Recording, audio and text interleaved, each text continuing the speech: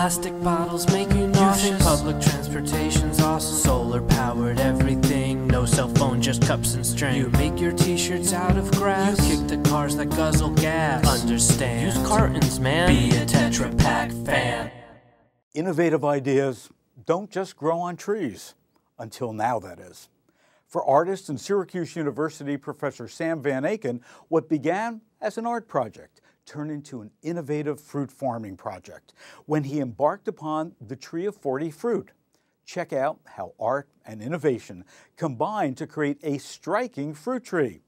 Question is this the future? The idea for the Tree of 40 fruit came from a couple of different places. At the time the project developed, I really wanted to make a tree that had these different colored blossoms. And I knew that stone fruits could be grafted together. That eventually evolved into these trees that will bear all these different types of fruit. As I got into the project and realized how many different stone fruit varieties there were, it really got into almost preservation. I figured out that I could collapse an entire orchard onto one tree. I like to think that the piece is the beginning of a narrative. You know, obviously the number 40 is used throughout Western religion. It speaks to this number that isn't infinite, but more than a dozen. So it's this number that's a bounty or beyond counting. There's 40 different varieties of peaches, plums, apricots, nectarines, almonds, and cherries all grafted to it. Van Aken has created and placed about 16 of these trees in museums, community centers, and private art collections around the country. To create these trees, he uses a method called chip grafting. What I do is I take a small sliver off of a branch, and that small sliver will include the bud. What you're doing when you're grafting is lining up the vascular system.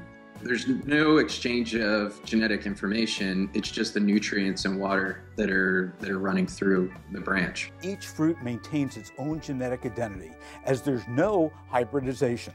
And so the fruit that's produced from it tastes like the tree that the graft originally came from. Van Aken sells the Tree of 40 fruit through his art gallery, the proceeds of which are being used to create an orchard that will serve as an archive of these stone varieties. He wants consumers to experience them as close to nature as possible.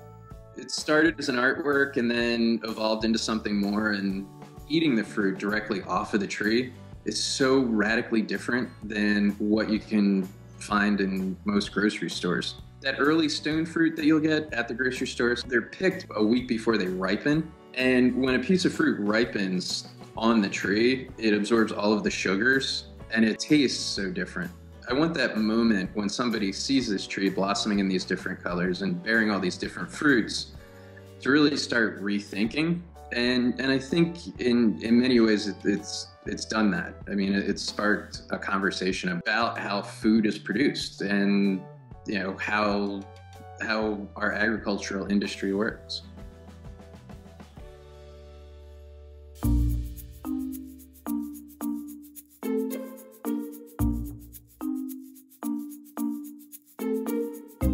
Thanks for checking out this week's innovation video, sponsored by Tetra Pak.